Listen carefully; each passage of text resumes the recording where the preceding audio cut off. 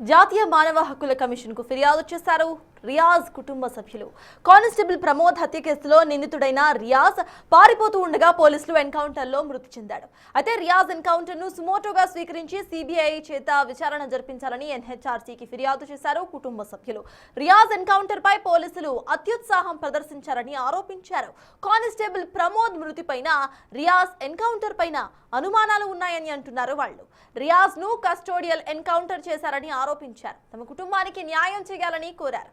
తెలంగాణలో ఇకపై ఎన్కౌంటర్లు జరగకూడదని పేర్కొన్నారు.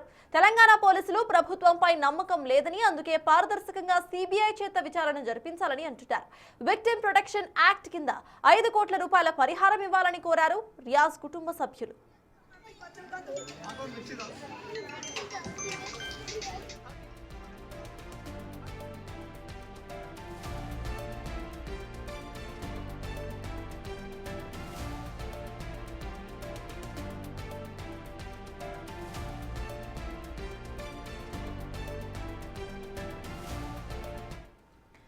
జాతీయ మానవ హక్కుల కమిషన్ కు ఫిర్యాదు చేశారు రియాజ్ కుటుంబ సభ్యులు.